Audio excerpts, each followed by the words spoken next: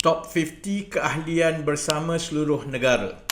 Minggu depan, genap sebulan bersama dilancarkan semula untuk menjadi pilihan kepada pengundi-pengundi.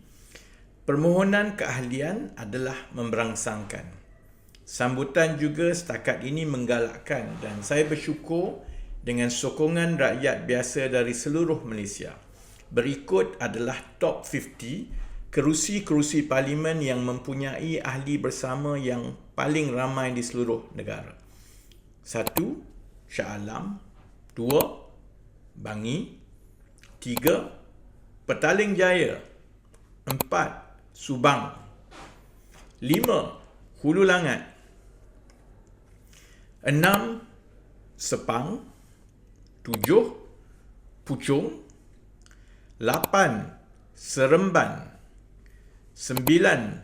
Gombak. 10. Pandan. 11. Kota Raja. 12. Sungai Buloh. 13. Kelang. 14. Setiawangsa. 15. Selayang. 16. Ampang. 17. Damansara. 18. Wangsa Maju. 19. Johor Bahru. 20. Segambut. 21. Kuala Langat. 22. Iskandar Puteri. 23. Bandar Tun Razak. 24. Hulu Selangor. 25. Tambun. 26. Kuala Selangor. 27. Batu. 28. Hang Tuah Jaya. 29. Lembah Pantai. 30. Tebrau. 31. Sungai Petani.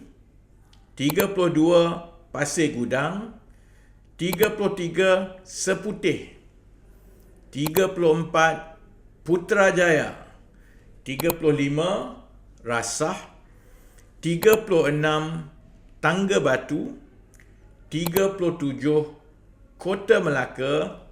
38. Kapar. 39. Bayan Baru. 40. Rembau. 41. Pulai. 42. Ceras.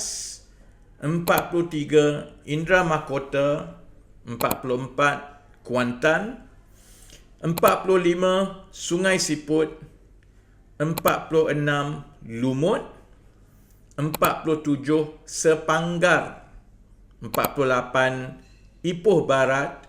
49. Port Dickson dan yang ke-50 Bukit Mertajam.